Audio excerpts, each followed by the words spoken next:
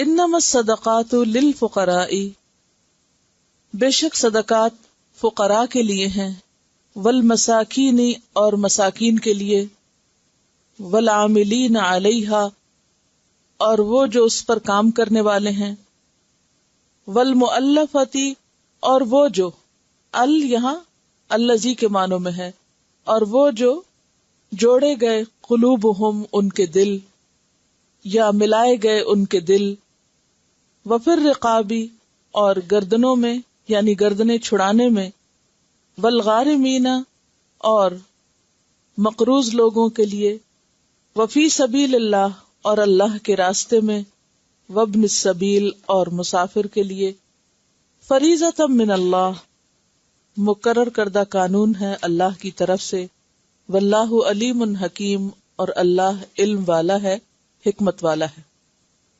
اس آیت میں صدقات کے مستحق لوگوں کے بارے میں بتایا جا رہا ہے، اور صدقات فرضی بھی ہوتے ہیں یا واجبی بھی ہوتے ہیں اور نفلی بھی ہوتے ہیں۔ تو یہاں فرض صدقات یعنی زکوٰۃ کی تقسیم کا اصول بتایا جا رہا ہے کہ زکوٰۃ کے مستحق کون کون ہیں۔ تو 8 مدات ہیں جن میں زکوٰۃ دی جا سکتی ہے۔ 4 کے ساتھ لام کا ذکر آیا ہے، للفقراء والمساکین والعاملین علیہا والمؤلفۃ قلوبہم، اور باقی 4 کے لیے فی کا لفظ آیا ہے، پھر رقاب اور الغارمین، یہ جو فی آیا ہے یہ آگے بھی اس کے اوپر اثر کر رہا ہے، وفی سبیل اللہ وابن السبیل۔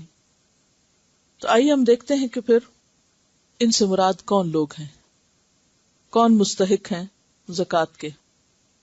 سب سے پہلے ہے انما الصدقات للفقراء، کہ یہ زکوٰتیں خیراتیں، صدقات کا ترجمہ میں خیراتیں کر رہی ہوں، اور خیراتوں سے مراد یہاں فرضی صدقہ ہے۔ انما الصدقات للفقراء، صدقات فقراء کے لیے ہیں۔ فقراء کا لفظ جمع ہے فقیر کی، اور فقیر کا لفظ فقر سے نکلا ہے۔ فقر کہتے ہیں تنگ دستی کو، ناداری، مفلسی، محتاج ہونا۔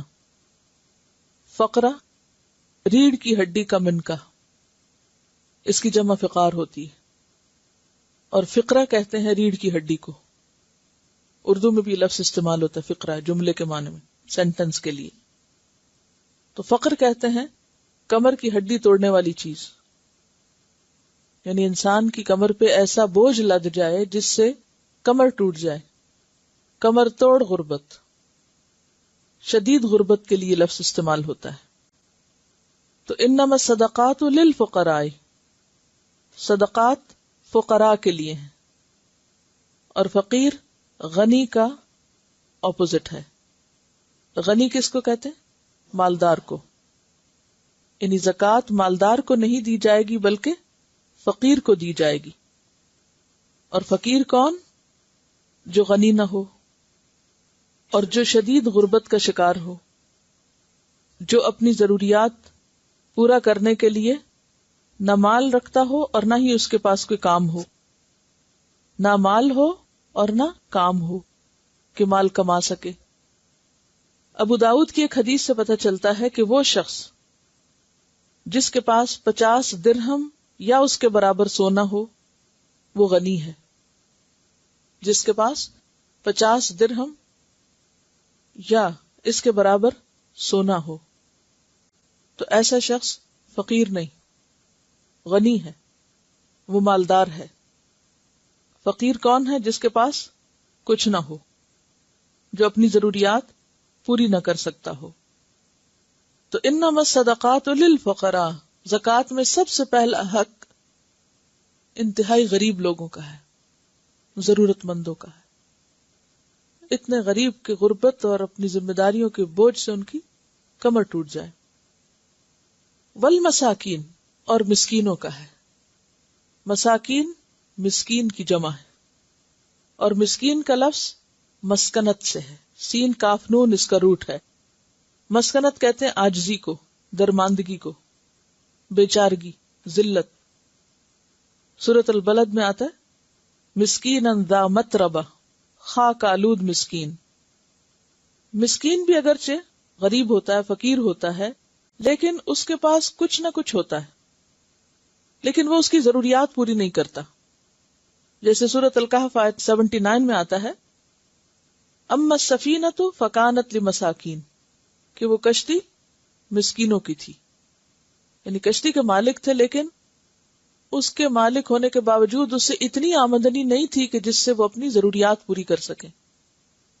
تو ضرورت مند لوگ، اور ایسے ضرورت مند جو اپنی بنیادی ضروریات پوری کرنے کے لیے کسی دوسرے کی مدد کے محتاج ہوں. یعنی کام ہے، فقیر کے پاس تو کام ہی کوئی نہیں، نو جاب. لیکن یہاں کام ہے، لیکن ایسا کام نہیں کہ جو ضروریات پوری کر سکے. نبی صلی اللہ علیہ وسلم نے فرمایا، مسکین وہ گھومنے پھرنے والا نہیں جو ایک ایک یا دو دو لقمے یا کھجور کے لیے گھر گھر پھرتا ہے، بلکہ مسکین وہ ہے جس کے پاس اتنا مال بھی نہ ہو جو اسے بے نیاز کر دے کہ وہ اپنی ضروریات خود پوری کر سکے. یعنی مسکین کے پاس ہے مگر اتنا نہیں کہ جس سے وہ اپنی ضروریات پوری کر سکے، اور نہ وہ ایسی مسکنت اپنے اوپر طاری رکھے کہ لوگ غریب اور مستحق سمجھ کر اس پہ صدقہ کریں، اور نہ خود لوگوں کے سامنے دستے سوال دراز کرے. یعنی ضرورت مند ہے، ضروریات پوری نہیں ہوتی، غربت ہے، فقر ہے، بھوک ہے، لیکن کسی کے آگے ہاتھ نہیں پھیلاتا، مانگتا بھی نہیں، جسے سفید پوش کہا جاتا ہے. چہرے سے پہچانا جاتا ہے، حال حلیے سے، لباس سے، شکل سے، انداز سے پتہ چل جاتا ہے کہ یہ ضرورت مند ہے، لیکن اپنے آپ کو سنبھال نہیں سکتا. تو فقیر کے بعد صدقات کس کے لیے؟ مسکین کے لیے. والعاملین علیہا، عاملین عامل کی جمع ہے، اور عامل کہتے ہیں کام کرنے والے کو، عامل عمل سے ہے. اور زکوٰۃ کا کام کرنے والوں کے لیے، علیہا اس پر یعنی جو زکوٰۃ یا صدقات کے نظام کو چلانے والے ہوں، بیت المال کے لیے کام کرنے والے ہوں، جو زکوٰۃ وصول کریں، جمع کریں، حفاظت کریں، تقسیم کریں، اس کو لکھیں پڑھیں، یعنی اس کی لکھت پڑھت کریں، اور انہیں باقاعدہ حکومت کی طرف سے مقرر کیا گیا ہو. یعنی اس سے مراد وہ شخص نہیں جو اپنے آپ اٹھ کے لوگوں کا مال جمع کر کے آدھا خود رکھ لے اپنی تنخواہ اور آدھا ضرورت مندوں کو پہنچائے. یعنی ایسے عاملین کہ جن کو حکومت نے مقرر کیا ہو، جو بیت المال کے باقاعدہ ملازم ہوں. ایسے لوگ خواہ وہ فقیر اور مسکین کی کیٹیگری میں نہ بھی ہوں، لیکن اگر ان کو محکمہ زکوٰۃ میں یا بیت المال میں جاب دی گئی ہے تو ان کی جاب کے لیے زکوٰۃ کا مال بطور تنخواہ ان کو دیا جا سکتا ہے. وہ زکوٰۃ لینے کے نہیں بلکہ اپنے کام کے معاوضے کے مستحق ہیں. نبی صلی اللہ علیہ وسلم نے فرمایا، صدقہ کسی غنی یعنی مالدار کے لیے حلال نہیں. اور غنی کی تعریف ابھی میں نے پیچھے حدیث کی روشنی میں کی، سوائے 5 لوگوں کے. نمبر 1، وہ شخص جو جہاد کے لیے نکلا اور وہاں اس کے پاس بقدر ضرورت مال نہیں، اگرچہ گھر میں مالدار ہو. یعنی جنگ کے لیے نکلا یا جہاد کے لیے نکلا اور اس کے پاس اسلحہ نہیں، یا اس کے پاس اس جہاد کے لیے سامان ضرورت نہیں، تو اس کو زکوٰۃ دی جا سکتی ہے. یعنی خواہ وہ شخص گھر میں اس کے پاس ضرورت کا سب سامان ہے لیکن اس کام کے لیے سامان نہیں. دوسرے، عامل جو صدقہ وصول کرنے کی خدمت انجام دیتا ہو. ایسا شخص امیر بھی ہو سکتا ہے لیکن اس کام کا معاوضہ بھی لے سکتا ہے جس پر وہ مقرر ہے. تیسرے، وہ شخص کہ اگرچہ اس کے پاس مال ہے مگر وہ موجودہ مال سے زیادہ کا مقروض ہے. یعنی مال ہے لیکن قرضہ ہے اس پر، کہ جتنا اس کا مال اگر وہ سارا دے بھی دے تو اس کا قرضہ نہ اترے. چوتھے، وہ شخص جو صدقہ کا مال کسی غریب مسکین سے پیسے دے کے خرید لے. مثلا کسی کو اگر صدقے میں کوئی کپڑا ملا تو وہ شخص کیا کرے؟ اس صدقے کو اپنے مال سے خرید لے تو وہ خریدا ہوا صدقہ اس کے لیے حلال ہو جائے گا۔ پانچویں، وہ شخص جس کو کسی غریب فقیر نے صدقے کا حاصل کردہ مال بطور ہدیے کے پیش کیا، یعنی کسی فقیر نے زکوٰۃ لی، مثلاً اس کے پاس کھانا تھا، اب وہ اس کی ملکیت ہے، خود بھی کھا رہا ہے، اور اگر کوئی امیر شخص، کوئی رشتہ دار یا کوئی دوست پاس آ کے بیٹھ گیا تو وہ بھی اس کھانے میں سے کھا سکتا ہے۔ اب وہ زکوٰۃ یا صدقہ جو تھا وہ اس کو لگ گیا، اب وہ زکوٰۃ نہیں رہی بلکہ اس کا مال ہو گیا۔ کس کا؟ اس فقیر کا۔ اب فقیر خود کھائے یا اوروں کو دے سکتا ہے، تو ایسا مال بھی امیر شخص کھا سکتا ہے اگر وہ اس فقیر کی مرضی یا اس کی دعوت پر ہو۔ تو والعاملین علیہا سے مراد کون ہے؟ وہ لوگ جو زکوٰۃ کے مال پر مقرر ہوں۔ اس میں ایک اور حدیث بھی آتی ہے، حضرت عبداللہ بن السعدی کہتے ہیں کہ دور فاروقی میں حضرت عمر رضی اللہ تعالی عنہ کے پاس آیا، انہوں نے مجھے کہا کہ مجھے معلوم ہوا ہے کہ تم لوگوں کے کام کرتے ہو، یعنی لوگوں کے اندر زکوٰۃ وغیرہ تقسیم کرتے ہو، اور تمہیں جب اس کی اجرت دی جائے تو تم پسند نہیں کرتے، یعنی اس پہ معاوضہ نہیں لیتے۔ میں نے کہا ہاں۔ انہوں نے پوچھا پھر اس سے تمہارا کیا مطلب ہے؟ یعنی تم مثلا زکوٰۃ اکٹھی کرتے ہو، تقسیم کرتے ہو، دیتے ہو، سب کام کرتے ہو، اجرت نہیں لیتے، کیا وجہ ہے؟ میں نے جواب دیا کہ میرے پاس گھوڑے ہیں، غلام ہیں، مال ہے، میں چاہتا ہوں کہ اپنی اجرت مسلمانوں پہ صدقہ کر دوں، یعنی اس کے اوپر اجرت نہ لوں۔ حضرت عمر نے فرمایا ایسا نہ کرو، کیونکہ میں نے بھی یہی ارادہ کیا تھا جو تم نے کیا ہے۔ تو رسول اللہ صلی اللہ علیہ وسلم مجھے کچھ دیتے تو میں کہتا کہ فلاں کو دے دیں، یعنی مجھے نہیں دیں، کسی اور کو دے دیں جو مجھ سے زیادہ محتاج ہے۔ تو آپ نے فرمایا یہ لے لو، اس سے مالدار بنو، پھر صدقہ کرو، یعنی اپنا معاوضہ لے لو، پھر جہاں چاہو آگے صدقہ کرو۔ اگر تمہارے پاس مال اس طرح آئے کہ تم اس کے حریص نہ ہو، کوئی لالچ نہیں تمہیں، اور نہ ہی اس کا سوال کرنے والے ہو کہ کسی سے مانگ بھی نہیں رہے، تو لے لیا کرو، اگر نہ ملے تو اس کی فکر نہ کیا کرو۔ یعنی اگر کسی کے پاس کوئی مال ایسا آیا ہے جس کی نہ اسے انتظار تھی، نہ حرص تھی، نہ لالچ تھی، نہ کوئی شوق تھا، نہ اس نے کسی سے مانگا، کسی نے اپنے خوشی سے دیا، تو ایسے مال کا انکار نہیں کرنا چاہیے۔ تو نبی صلی اللہ علیہ وسلم کے پاس جب مال آتا، آپ مختلف لوگوں میں تقسیم کرتے، تو جب حضرت عمر کو دیتے تو وہ کیا کہتے؟ کسی اور کو دے دیں جو مجھ سے زیادہ ضرورت مند ہے، آپ خود ہی دے دیں۔ تو آپ کیا فرماتے؟ نہیں، تم لے لو، مالدار بنو اس سے، انہیں لے کے اپنے پاس رکھو اور پھر تم خود دو، اپنے ہاتھ سے دو، کیونکہ اس میں ان کے ہاتھ سے جب جائے گا تو ان کو بھی اجر ملے گا۔ اسی طرح خیبر کی زمین جب آپ نے دینا چاہی تو آپ نے کیا کہا؟ اصل اپنے نام رکھو اور اس کا پھل جو ہے وہ صدقہ کر دو۔ تو اس سے کیا پتہ چلتا ہے کہ زکوٰۃ کا عامل جسے باقاعدہ کسی ادارے میں ہائر کیا گیا ہو یا حکومت کی طرف سے اس کو مقرر کیا گیا ہو، اس کی ڈکلیئرڈ تنخواہ ہو، آمدنی ہو، اور وہ چھپ کے خود اپنی مرضی سے نہ نکالے، تو ایسی آمدنی یا تنخواہ جو ہے وہ اس کے لیے حلال ہے، جائز ہے، خواہ اس کا کوئی اپنا اور بزنس بھی ہو یا کوئی اور کام بھی ہو، وہ لے کے بھلا خود رکھے تو یا پورا صدقہ کر دے، وہ پھر اس کی اپنی مرضی ہے، لیکن اس پر وہ لے سکتا ہے۔ اب بات یہ ہے کہ یہاں ایک سوال پیدا ہوتا ہے، اور وہ سوال یہ ہے کہ زکوٰۃ کو جمع کرنا، زکوٰۃ تو ایک عبادت ہے، فرض عبادت، اب فرض عبادت میں کسی کی مدد کرنا، اس کی ادائیگی میں، اس کو لینا، اسے جمع کرنا، حفاظت کرنا، پھر آگے دینا، بانٹنا، یہ ساری چیزیں کیا ہیں؟ محنت طلب کام ہے، اور ایک عبادت کا کام بھی ہے، اور ایک نیکی کا کام بھی ہے۔ آپ کو پتہ ہے کہ کتنی بڑی نیکی ہے یہ، فی سبیل اللہ مال جمع کر کے پھر اس کو اللہ کے راستے میں خرچ کرنا۔ ایسے ہی جیسے اگر کوئی انسان صحیح طور پر جمع کرتا ہے اور صحیح حقدار کو لوٹاتا ہے تو اس کو اتنا اجر ملتا ہے گویا اس نے اپنی جیب سے خرچ کیا ہو، اگرچہ وہ صرف بیت المال کا کام کر رہا ہے اور اس میں تنخواہ بھی لے رہا ہے، لیکن یہ کام اتنا نوبل کام ہے کہ اس کے ایک ایک درہم یا ایک ایک روپے پر وہ جو بھی کسی بھی جگہ پہ دے رہا ہے یا چیک سائن کر رہا ہے یا کچھ بھی کر رہا ہے، تو اس کو اتنا اجر اس طریقے پہ مل رہا ہے گویا وہ اپنی جیب سے دوسروں کو دے رہا ہے.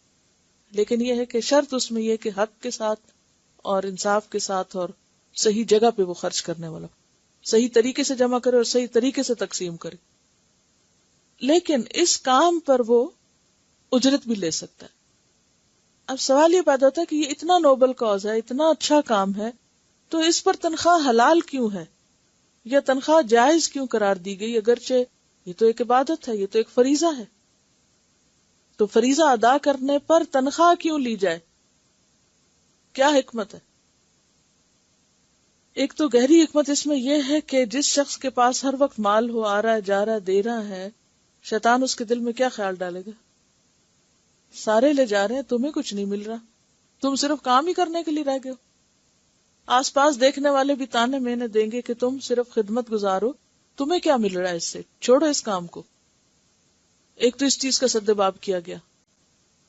دوسرا یہ ہے کہ ہو سکتا ہے کہ وہ اس کے پاس جو اپنا بزنس ہے اس کو اب دیکھنے کا اتنا ٹائم نہ ہو، اس کو وہاں سے کچھ کمی ہو، لیکن یہاں اصل سوال یہ ہے کہ وہ مالدار ہے پھر بھی لے سکتا ہے. اب دو باتیں، زکوٰۃ مالدار کو نہیں دی جا سکتی، لیکن یہاں مالدار لے رہا ہے، ٹھیک ہے نا؟ اچھا، دوسری بات یہ ہے کہ وہ ایک فریضہ ادا کرنے پر مال لے رہا ہے، جبکہ فرض ادا کرنے پر اور عبادت پر مال وصول کرنا درست نہیں. کیوں؟ ایکچولی اگر آپ کو یہ مسئلہ سمجھ آ جائے تو بہت سے ابہام آپ کے کلیئر ہو جائیں گے. ٹائم لگا رہا ہے بھئی، عبادت میں تو ٹائم لگتا ہی ہے. کیا احسان ہے، عبادت کر رہا ہے، وہ نیکی کا کام کر رہا ہے، دوسروں کو فیسیلیٹیٹ کر رہا ہے، یہ اس کی ذاتی عبادت نہیں، ٹھیک ہے. اور دیکھیے فرائض دو طرح کے ہوتے ہیں، ایک فرض عین اور ایک فرض کفایہ، ایک ذاتی فریضہ اور ایک اجتماعی فریضہ. ٹھیک ہے، دو طرح کے فرائض ہوتے ہیں. ایک ہے ہمارے ذاتی فرائض جیسے نماز، روزہ، حج، زکوٰۃ کا اپنے جیب سے دینا، یہ کیا ہے ہمارے اوپر؟ فرض عین، فرض عین ہے، یہ ذاتی فریضے ہیں. نماز پڑھ کے آپ کسی سے اجرت نہیں لے سکتے، روزہ رکھ کے اجرت نہیں لے سکتے، کیونکہ آپ نے اپنا فرض ادا کیا، کسی پہ احسان نہیں کیا. لیکن کچھ ہیں اجتماعی فریضے جو سب پہ فرض ہیں، کلیکٹیولی سب ذمہ دار ہیں، جس میں یہ بھی ہے زکوٰۃ کی تقسیم کا کام فریضہ ہے. لیکن یہ فرض کفایہ ہے. فرض کفایہ کون سا ہوتا ہے؟ جو سب پر فرض تو ہے، جو فرض کے درجے کا کام ہے، لیکن اگر کچھ لوگ اس میں سے کر دیں تو سب کا ادا ہو جائے گا، یعنی سب کا فرض ادا ہو جائے گا. اور اگر کوئی بھی نہ کرے تو سب کے سب گناہگار ہوں گے، سب کی پکڑ اور پوچھ ہوگی. اس کو کیا کہتے ہیں؟ فرض کفایہ. اور یہ فریضہ ہوتا ہے اجتماعی کاموں میں. ٹھیک ہے، اب آپ اس اصول کو اگر سامنے رکھیں تو پھر آپ دیکھیں گے کہ مثلاً اگر کوئی شخص کسی مسجد میں امام ہے، وہ اپنی نماز بھی پڑھ رہا ہے جو کہ اس کو پڑھنی ہے، لیکن ساتھ اوروں کو بھی پڑھا رہا ہے. اب اس کو آپ تنخواہ دے رہے ہیں تو اس کے لیے حرام ہے یا حلال ہے؟ حلال ہے. اب شکر آپ نے حلال کا، ورنہ تو اکثر لوگ اس کو حرام ہی قرار دیتے رہتے ہیں. نہیں، یہ سوال نہیں کھائے پیے گا کہاں، وہ کچھ اور بھی کر سکتا ہے ساتھ، اور کرتے ہیں بہت سے لوگ. لیکن اس کام پر اس کو اجرت دینا جائز ہے یا نہیں، اور اس کا لینا جائز ہے یا نہیں، سوال یہ ہے. اس سے نہیں غرض کہ وہ غریب ہے کہ امیر ہے کہ وہ پھر اور کیا کرے، پھر کون کرے گا، یہ بات نہیں ہے. بات اصول کی ہے.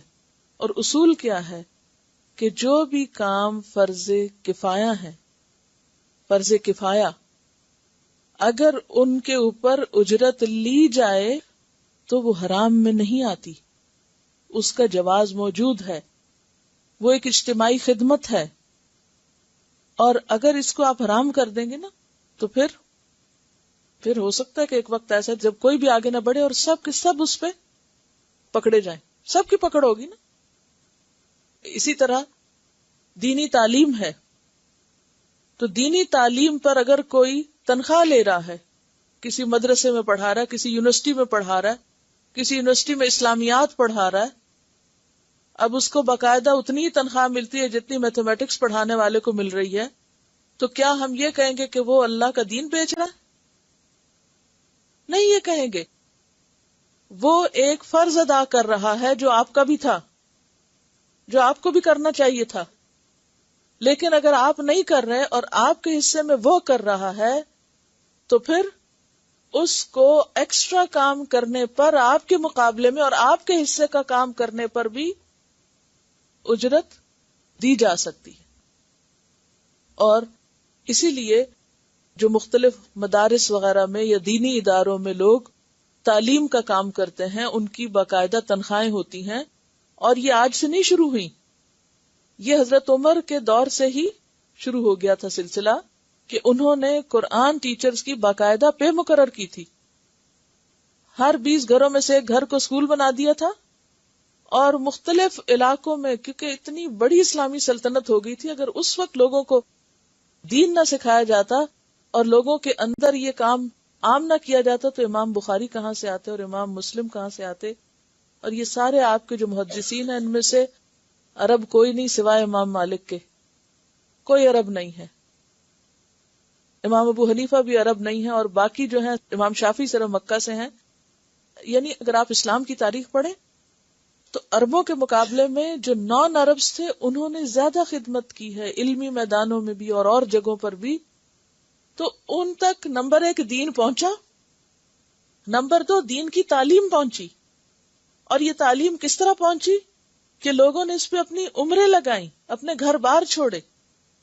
اور یہ سلسلہ خود نبی صلی اللہ علیہ وسلم کے دور میں شروع ہوا کہ جب لوگ وفد کی شکل میں مختلف علاقوں میں جا کے اسلام کی تعلیم تبلیغ کا کام کرتے تھے، تو اس وقت ابھی باقاعدہ اس طرح آرگنائز شکل میں نہیں تھا کہ اس کے اوپر تنخواہیں مقرر ہوتی.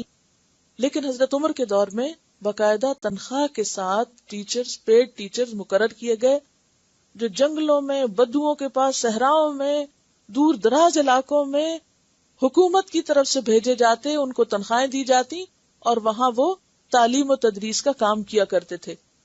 اور اس سے اتنی خیر پھیلی کہ نان عربز کی اکثریت جو تھی وہ عربی بولنے والوں میں شامل ہو گئی اور آگے بڑھ کے اسلام کی خدمت کرنے والوں میں. آج یہ سلسلہ ختم ہو گیا. آپ کو معلوم ہے کہ ہندوستان کے اندر بھی انگریزوں کے آنے سے پہلے تقریباً 5000 صرف دہلی میں قرآنی مدارس تھے، یہ چھوٹے چھوٹے باقاعدہ اسٹیبلشڈ، جن کو آپ کہہ سکتے ہیں مکتب، جس کو کہتے ہیں مکتب، یعنی چھوٹے چھوٹے. اور ان سب کی تنخواہیں جاتی تھی حکومت کی طرف سے. حکومت ان کو وظیفہ دیتی تھی جو بھی اس کے معلم ہوتے تھے. اب کیا ہوا کہ جب وہاں پر وہ ختم ہوئی ان کی سلطنت مسلمانوں کی، تو دوسری حکومت نے آ کے سب کی تنخواہیں ختم کر دی. نظام پورا کٹ گیا، نیٹ ورک ختم ہو گیا.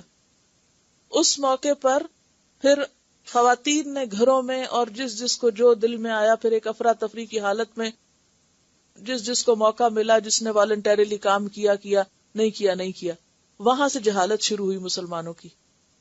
اور آج آپ دیکھیں ہندوستان اور پاکستان میں جہاں ایک طرح سے آپ کہہ سکتے کہ 100% قرآنک لٹریسی تھی، اب شاید 50% بھی نہیں ملے گی آپ کو، کیونکہ کوئی اسٹیبلشڈ سسٹم نہیں ہے کہ جس میں استادوں کو تنخواہ دے کے مقرر کیا جائے. کیونکہ جو رضاکارانہ کام ہوتا ہے نا، والنٹری ورک، وہ کیا ہوتا ہے؟ مرضی کا.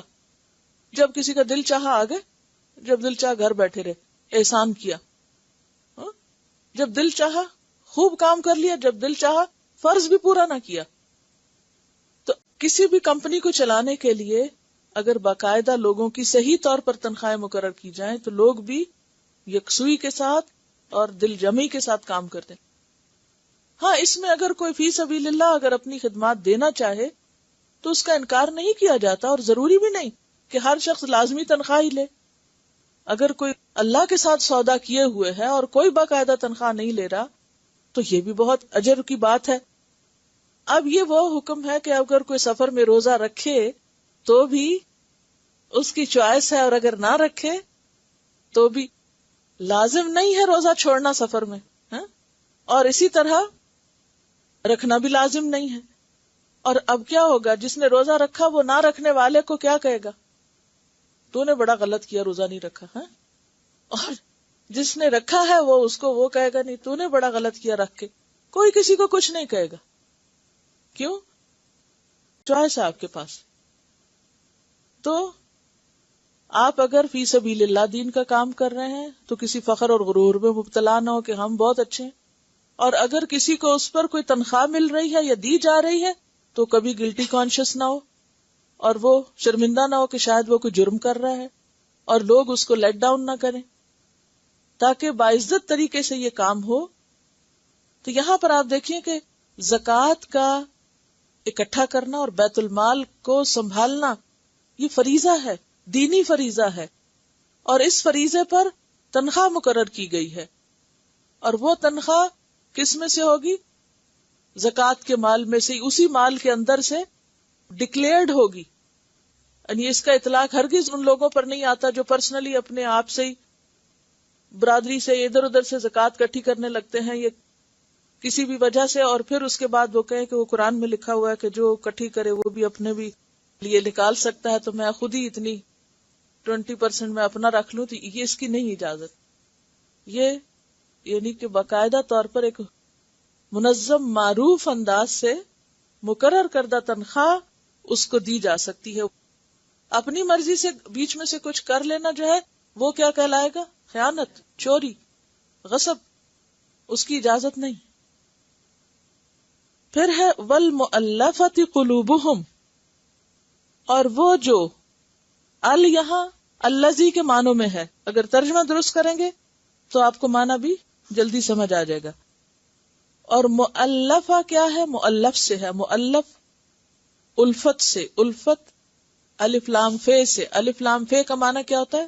ملانا، اکٹھا کرنا. تو الفت کیا ہوتا ہے؟ محبت کیا ہوتا ہے؟ دلوں کا ملنا باہم. تو مؤلفہ کا مطلب ہے الفت دلائے گئے یا جوڑے گئے، ملائے گئے، نرم کیے گئے. قلوبہم جن کے دل، جن کے دل الفت دلائے گئے. کیا مطلب؟ وہ لوگ کہ ان کے دل الفت دلائے گئے، یعنی ان کے دلوں میں اسلام کی محبت ڈالی گئی، دین کی طرف لوگوں کو راغب کرنے کے لیے، دین کی محبت دلانے کے لیے زکوٰۃ کا مال غیر مسلموں کو بھی دیا جا سکتا ہے. یہ مطلب ہے اس کا. اس کے کئی قسمیں ہیں، آگے میں اور بھی وضاحت کروں گی، لیکن عام اصول یہ ہے کہ زکوٰۃ مسلمانوں سے ہی لی جائے گی اور تقسیم بھی مسلمانوں پر ہوگی. ٹھیک ہے، مسلمانوں سے لی جائے گی اور مسلمانوں کو دی جائے گی. جیسے حدیث بخاری میں آتا ہے تؤخذ من اغنیائہم وترد الی فقرائہم، کہ ان کے اغنیاء سے لی جائے گی اور ان کے فقراء کو دی جائے گی. لیکن مؤلفۃ القلوب میں کیا ہوتا ہے کہ اگر کوئی شخص، آپ اس کو اسلام کی دعوت دے رہے ہیں اور آپ دیکھتے ہیں کہ اگر اس کے اوپر کچھ مال خرچ کر دیا جائے یا اس کی کچھ ضروریات پوری کر دی جائیں تو اس کا دل اسلام کے لیے نرم ہو جائے گا، تو ایسے شخص کو اسلام کی طرف لانے کے لیے زکوٰۃ کا مال دیا جا سکتا ہے. یعنی ایسے شخص پہ تو نہیں دیا جائے گا کہ جس کے اندر اسلام کے لیے کوئی نرم گوشہ نہیں، لیکن الفت دلانے کے لیے، راغب کرنے کے لیے دیا جا سکتا ہے. دوسرا یہ کہ نیو مسلمز کے لیے، کہ نئے نئے مسلمان ہوئے، ابھی پکے نہیں ہوئے، مشکلات میں گھرے ہوئے، ان کے پرابلمز ہیں، اگر آپ نے سالو نہیں کیے تو وہ اپنی ضروریات کے لیے کسی اور کی طرف چلے جائیں گے اور وہ ان کو واپس اپنے دین میں لے جائیں گے. تو ایسے لوگوں پہ بھی مال خرچ کیا جا سکتا ہے زکوٰۃ کا. پھر اسی طرح ایسا شخص جو اسلام کے خلاف بغض رکھتا ہو، عداوت رکھتا ہو، اور اس کی عداوت نقصان دہ ہو، تو اس عداوت کو دور کرنے کے لیے زکوٰۃ میں سے خرچ کیا جا سکتا ہے. پھر اسلامی سرحدوں کے علاقوں میں رہنے والے ایسے لوگ جو نان مسلمز ہوں، تو ان سے عموماً یہ اندیشہ ہو سکتا ہے کہ وہ دوسروں کے ساتھ مل کے مسلمانوں کے اوپر حملے کی راہیں نہ کھول دیں، تو ان کے اوپر مال خرچ کیا جائے تاکہ ان کے دل جڑے رہیں اور ان کے دل ملے رہیں مال کی وجہ سے. کس کے ساتھ؟ مسلمانوں کے ساتھ. اور پیچھے میں نے آپ کو وہ حدیث سنائی نا کہ آپ صلی اللہ علیہ وسلم کے پاس یمن سے سونا آیا تھا. کون سا سونا تھا؟ وہ را تھا، مٹی میں ملا ہوا تھا، صاف سونا نہیں تھا، نہیں پیور گولڈ نہیں تھا. کس نے بھیجا تھا؟ حضرت علی نے. ٹھیک ہے. اور آپ صلی اللہ علیہ وسلم نے اسے کس پہ تقسیم کر دیا؟ 4 بڑے بڑے سرداروں پر، حالانکہ ان کے پاس مال تھا. ان سرداروں پہ کیوں خرچ کیا؟ کیونکہ سردار جو ہیں وہ اپنی پوری قوم قبیلے کے ذمہ دار ہیں. اگر وہ مسلمان ہو گئے یا اسلام میں پکے ہو گئے تو کیا ہوگا؟ باقی سب کے لیے بھی راستہ کھل جائے گا. یہ حکمت تھی کہ آپ نے یہ مال ان کو دے دیا. اس پہ بعض لوگوں کو اعتراض بھی ہوا، لیکن پھر آپ نے اس کو دور کر دیا، اس کا جواب دے دیا. تو یہاں وَالْمُؤَلَّفَةِ قُلُوبُهُمْ، بعض علماء نے کہا کہ یہ بس آپ کے زمانے میں تھا، اس کے بعد یہ ختم ہو گیا، لیکن کوئی اس کی دلیل نہیں ہے کہ کیوں ختم ہو گیا. جب قرآن میں ایک چیز موجود ہے اور آئندہ قرآن جو ہے وہ قیامت تک کے لیے لوگوں کے لیے ہدایت کا ذریعہ ہے اور مسائل کو حل کرنے کا، تو اس لیے اگر آج بھی کہیں ایسی ضرورت پیش آتی ہے تو اس مد پہ خرچ کیا جا سکتا ہے. وفی الرقاب، اور گردنوں میں، یعنی گردنیں چھڑانے میں. رقاب رقبہ سے، رقبہ گردن کو کہتے ہیں.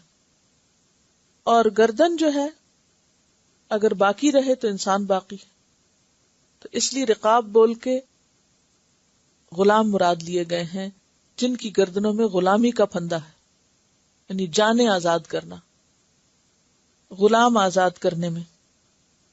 وفر رقاب، اور غلام آزاد کرنا جو ہے یہ بہت بڑی نیکی ہے. ایک آدمی نبی اکرم صلی اللہ علیہ وسلم کے پاس آیا اور کہا کہ مجھے ایسا عمل بتائیے جو مجھے جنت سے قریب کر دے اور دوزخ سے دور کر دے. آپ نے فرمایا جان آزاد کر یا غلام کو نجات دے. اس نے کہا یہ تو دونوں ایک ہی طرح کے کام ہیں. آپ نے فرمایا نہیں، جان آزاد کرنا یہ ہے کہ تو اکیلا ایک پورے غلام کو خرید کے آزاد کر دے، اور غلام کو نجات دینا یہ ہے کہ اس نے اپنے مالک سے مکاتبت کر رکھی ہے اور تم اس کو مال دے کر چھڑوا دو. مکاتبت کا معنی آپ جانتے ہیں؟ لکھا پڑھی تو ہے، لیکن ہر لکھا پڑھی کو نہیں کہتے. ہوتا یہ ہے کہ اگر کوئی غلام اپنے مالک کے ساتھ ایک کانٹریکٹ سائن کر لے کہ میں آپ کو اتنا مال دوں گا جس کے بدلے آپ مجھے آزاد کریں. ایک تو نہیں کہ کوئی اور آپ کو آ کے آزاد کرے، ایک یہ کہ آپ اپنے لیے خود کچھ کریں. یہ مکاتبت میں مثلاً اس نے کہا کہ میں 50,000 آپ کو دوں گا، 25 اس نے دے دی، لیکن 25 ابھی باقی ہے، تو کوئی اور آ کے اس کے 25 دے کے اس کو نجات دلا دے، تو یہ دوسری کیٹیگری ہے نجات دلانے والی. آپ نے فرمایا کہ غلام کو نجات دلانا یہ ہے کہ تو اس کی قیمت ادا کرنے میں مدد دے، اور جان آزاد کرنے میں کیا ہے کہ پوری قیمت دے، اور دوسری کیٹیگری میں مثلاً آدھی یا کچھ حصہ، مثلاً 2 لوگ مل کے غلام آزاد کرا دے، یہ بھی اسی میں آ جائے گا. آج کے دور میں اگرچہ غلام نہیں ہے، لیکن بعض بچے اغوا کر لیے جاتے ہیں. اغوا برائے تاوان آپ نے سنا ہوگا، یا پھر عورتیں اغوا کر لی جاتی ہیں. تو ایسے مواقع پر ان کو رہا کرانے کے لیے، چھڑانے کے لیے اس مد میں دیا جا سکتا ہے. والغارمین، اور غارمین، غارمین جمع ہے غارم کی، اور غارم کا لفظ نکلا ہے غرم سے، غین رے میم. غرم کہتے ہیں قرض کو، تاوان کو، ہر وہ چیز جس کا ادا کرنا لازم ہو، ہر وہ چیز جس کا ادا کرنا لازم ہو. تو غارم کون ہوا؟ مقروض، جس کے اوپر قرضہ ہے اور اس کو ادا کرنا لازم ہے، اور جس کو اپنے قرضے کی وجہ سے بہت پریشانی ہے. سوال یہ پیدا ہوتا ہے کہ قرضہ کس کام کے لیے لیا، یا کس قسم کا قرضہ؟ اس میں ذاتی قرضے آئیں گے، تجارتی قرضے نہیں. ٹھیک ہے نا؟ اب اگر ایک شخص بینک سے لون لے کے ایک فیکٹری لگائے ہوئے ہے، اور فیکٹری آئندہ چند سالوں کے بعد نفع دے گی، تو کوئی شخص اٹھ کے اپنی زکوٰۃ اسے جا دے کہ بھائی تم مقروض ہو، لہذا یہ میری زکوٰۃ تم لے لو، تو ایسے شخص کو آپ زکوٰۃ نہیں دیں گے. کس مقروض کو زکوٰۃ دی جائے گی؟ جو ذاتی ضروریات کو پورا نہ کر سکنے کی وجہ سے زیر بار آ جائے، قرضے کے بوجھ تلے دب جائے. اور ذاتی ضروریات میں بھی جو اسراف میں نہ آتی ہوں، کیونکہ بعض لوگ اندھا دھند شادیوں کے لیے قرضہ لے لیتے ہیں، اور پھر بہن بھائیوں کو یا اور رشتے داروں کو پریشان کرتے ہیں، کہتے ہیں ہم مقروض ہیں، یا بہن بھائی بھی کہتے ہیں چلو زکوٰۃ سے ان کی مدد کر دی جائے. تو بلا ضرورت یا حرام کے کاموں میں استعمال کرنے والا، اور پھر عادی مقروض، کچھ لوگ عادی ہوتے ہیں قرضے لینے کے، ان کا ساری زندگی کا کام یہ ہوتا ہے ادھر سے لیا ادھر دیا، ادھر سے لے کے ادھر دیا، کوئی حقیقی ضرورت نہ بھی ہوئی تو محض عیش و عشرت کے لیے، لگژری کے کاموں کے لیے مقروض رہے. اور پھر فی زمانہ تو آپ دیکھیں کہ لوگ جان بوجھ کے مقروض رہنا پسند کرتے ہیں، تھرو کریڈٹ کارڈ، ہر چیز قرضے پہ. تو ایسے مقروضوں کے لیے بھی زکوٰۃ کا مال نہیں ہے. پھر اس میں ایک صورت اور بھی آتی نہیں، ذاتی قرضے ہوں، جائز کام کے لیے لیے ہوں، غربت کی وجہ سے لیے گئے ہوں، اور پھر تاوان اگر کسی پہ پڑ جائے.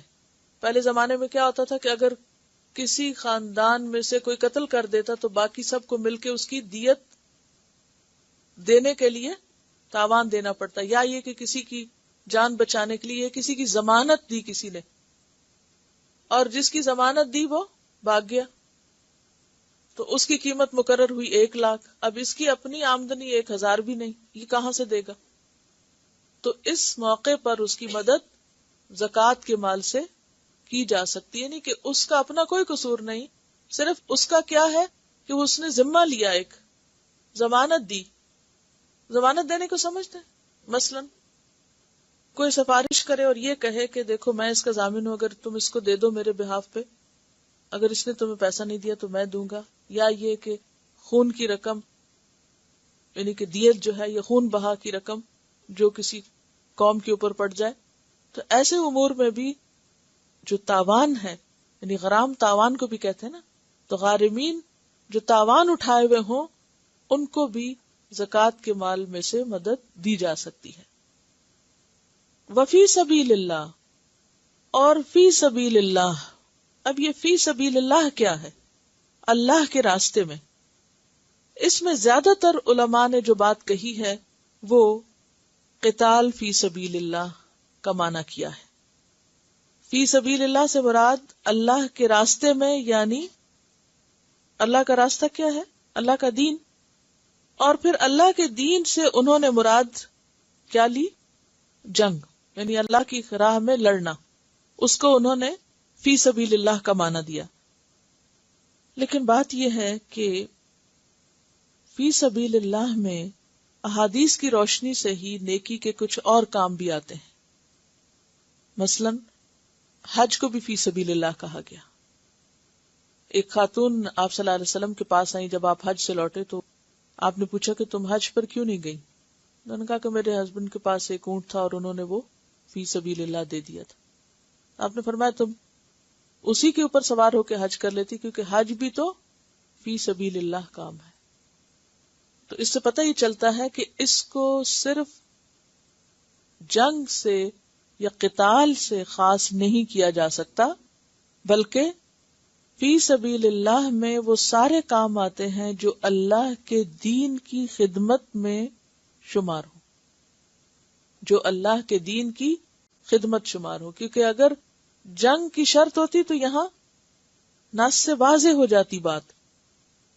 آپ دیکھیے کہ یہ جو پہلے ہیں نا، فقراء، مساکین، عاملین اور مؤلفۃ القلوب اور رقاب اور غارمین، یہ کیا ہے؟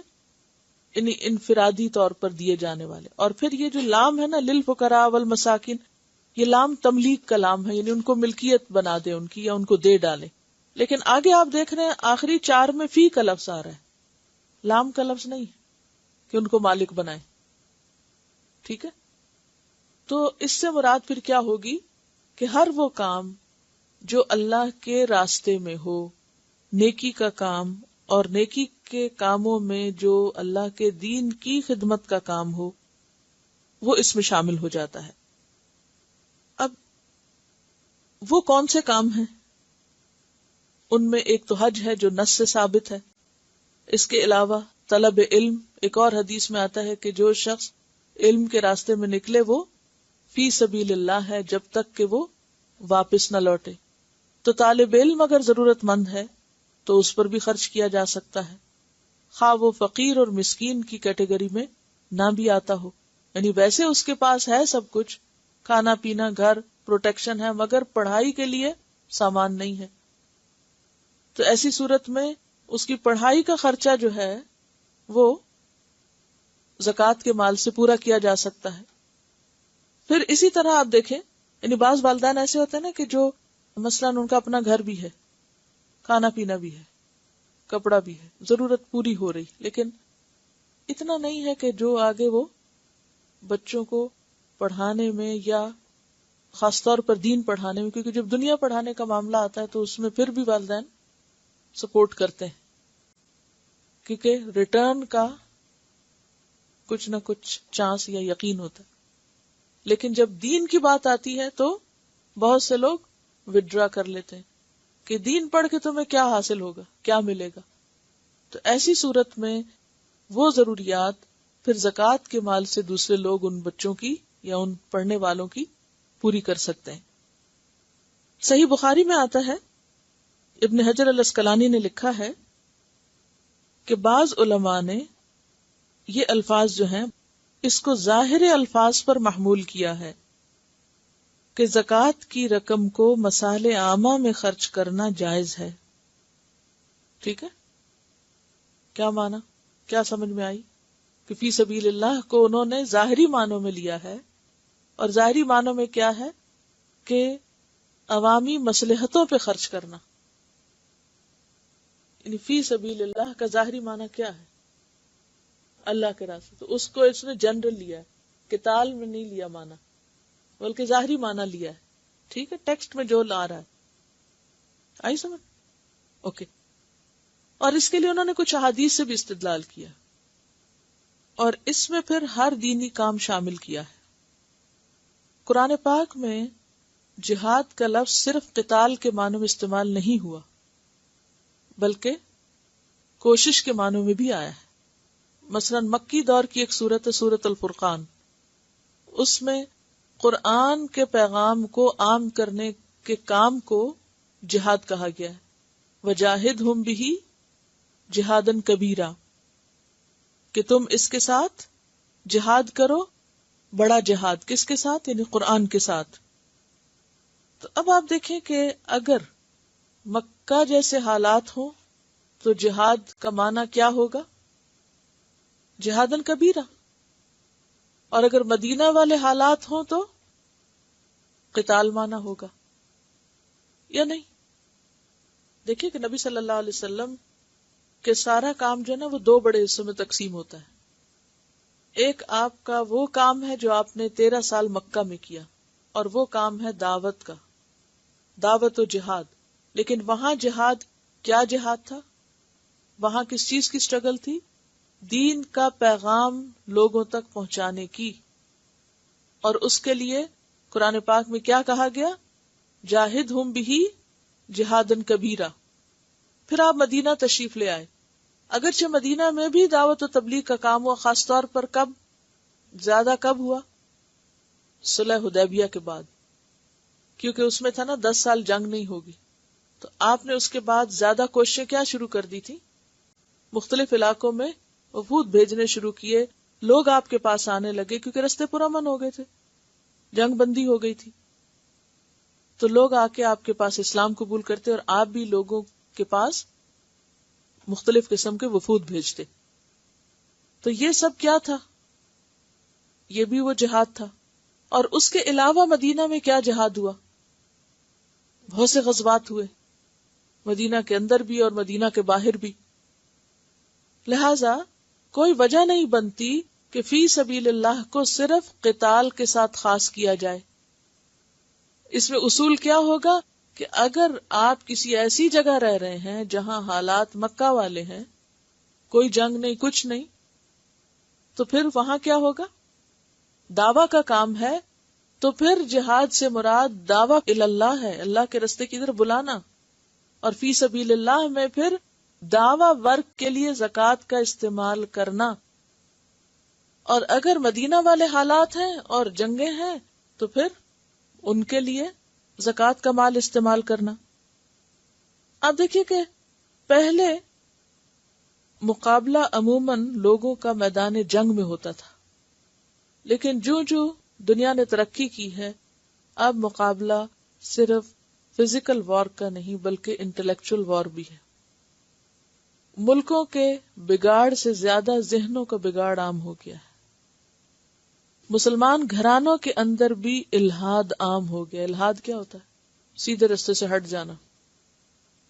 دین کی تعلیم سے لوگ دور ہو چکے ہیں، اپنا آپ اور اپنا مقصد زندگی بھولتے جا رہے ہیں، اور ان پر جو سب سے بڑا فریضہ ہے، جو فرض کفایہ ہے، کیا کہ دوسرے لوگوں کو بھی اسلام کی دعوت دو. اس کام کو کوئی اپنا کام سمجھتا ہی نہیں، اور اس کے لیے کوئی منظم کوشش نہیں ہو رہی. ایسے حالات میں زکوٰۃ کا مال کس جنگ میں خرچ کریں گے آپ جا کے؟ دعویٰ کے، انٹلیکچوئل انویژن میں، ذہنی اصلاح میں، دینی تعلیم میں، تبلیغ کے کام میں، نان مسلمز تک اسلام کا پیغام پہنچانے کے لیے، ان کے دلوں کو نرم کرنے کے لیے. تو وہاں پر فی سبیل اللہ پھر کیا ہوگی؟ اللہ کے راستے سے مراد کیا ہوگا؟ اللہ کے دین کی خدمت. حدیث میں آتا ہے کہ قیامت تک میری امت میں ایسا گروہ ہوگا جو جہاد کرتا رہے گا. اس کی تشریح امام بخاری نے یہ کی ہے کہ وہم اہل العلم. یہ گروہ کون ہے؟ کس کا گروہ ہے؟ اہل علم کا گروہ ہے. یہ صحیح بخاری کی جو فتح الباری شرح ہے اس کی 13 والیوم کے 306 پیج پر، والیوم 13 306 پیج. تو علم کے ذریعے اسلام کی اشاعت کا کام کرنا، اسلام کا دفاع کرنا، لیظہرہ علی الدین کلہ، دلائل کے ذریعے باقی تمام ادیان پر اس کو غالب کرنا، قلم کے ذریعے، زبان کے ذریعے، یہ بھی اس دور کا جہاد ہے. اور یہ جو اختلاف ہو جاتا ہے علماء کے اندر، اس میں ایک بڑی خیر ہوتی ہے کہ دین کی ایک وسعت سامنے آتی ہے، کیونکہ یہ دین قیامت تک کے لیے، اب کسی نئے نبی کے تو آنا نہیں، دین مکمل ہے. اب ہمیں آخری زمانے تک سارے مسائل کا حل کہاں سے نکالنا ہے؟ اسی کتاب سے. اب اگر آپ کہیں کہ نہیں، اس سے مراد ہم صرف اسی ایک مخصوص معنی میں جنگ کا معنی ہی کریں گے جہاد کے لیے، جیسا کہ نبی صلی اللہ علیہ وسلم کے بعد زیادہ تر کام اسی طریقے سے ہوا، تو پھر کیا ہوگا کہ یہ آپ دین کو محدود کر دیں گے، یا پھر صرف اس طرح کے حالات میں ہی دین کا کام کہلائے گا، اس کے علاوہ دوسری جگہوں پر دین کا کام نہیں کہلائے گا. یا جہاں پر جنگ نہ ہو وہاں کیا کوئی جہاد ہی نہیں ہوگا؟ پھر آپ صلی اللہ علیہ وسلم نے یہ جو فرمایا کہ میری امت کا ایک گروہ قیامت تک یہ کرتا رہ گیا، تو اس سے مراد صرف واریئرز نہیں. امام بخاری نے کیا کہا؟ ہم اہل العلم، وہ اہل علم ہیں. تو گویا آج کے دور میں دعوی ورک، اسلام کی مشنری ضروریات، اسلام کی اشاعت، اسلام کے خلاف اعتراضات کے جواب، اسلام کو ایک غالب نظریے کی حیثیت سے پیش کرنا، یہ سارے وہ کام ہیں جن میں مال کی ضرورت ہے اور جس کو سپورٹ کرنے کی شدید ضرورت ہے. اور وہ ضرورت محض عام ڈونیشن سے پوری نہیں ہو سکتی، اس کے لیے زکوٰۃ کا مال بھی خرچ کیا جا سکتا ہے. تو خلاصہ کیا ہے کہ خدا کے دین کو پھیلانے کے لیے اور دنیا میں اونچا کرنے کے لیے اور انسانیت کی بھلائی کے لیے، اللہ کا پیغام سارے انسانوں تک پہنچانے کے لیے جو بڑے پیمانے پر کوشش مقصود ہے، اس میں مال خرچ کرنا یہ فی سبیل اللہ میں آتا ہے. وابن السبیل، اور مسافر خواہ گھر میں مالدار ہو، لیکن اگر سفر میں اس کے پاس مال ختم ہو جائے، اب مثلا مسافر کا اپنے ملک میں ایک بہت بڑا گھر ہے، یا یہ ہے کہ اس کا اپنی جاب بھی ہے، لیکن اب وہ کسی اور جگہ پر آیا، بزنس کے لیے آیا یا کسی اور کام سے، اور وہاں اس کے پاس اپنا لایا ہوا مال ختم ہو گیا. ابھی واپس جب جائے گا تو اپنی جاب پر جائے گا یا اپنے بزنس چلائے گا یا اپنے گھر میں جا کے رہے گا، لیکن جب تک وہ سفر میں ہے تو ابن السبیل پر سفر کے دوران اس پر خرچ کرنا زکوٰۃ کے مال سے اس کا جواز یہاں سے نکلتا ہے.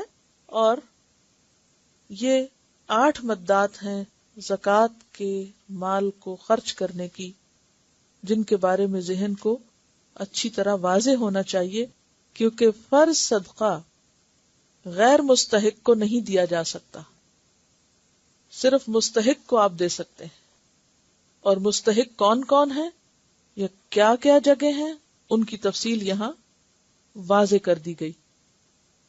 اور اس معاملے میں یہاں تک احتیاط برتنے کی ضرورت ہے جو اس حدیث سے آپ کو معلوم ہوگی کہ ایک شخص نے آپ صلی اللہ علیہ وسلم کی خدمت میں آ کر سوال کیا کہ مجھے بھی کچھ دیا جائے. آپ نے اس کو جواب دیتے ہوئے فرمایا کہ صدقات کی تقسیم کو اللہ تعالیٰ نے کسی نبی یا غیر نبی کے حوالے نہیں کیا، بلکہ خود ہی اس کے 8 مصارف مقرر کر دیے. اگر تم ان 8 میں داخل ہو تو میں تمہیں دے سکتا ہوں، اور اگر تم نہیں ہو تو تم زکوٰۃ کے مستحق نہیں ہو.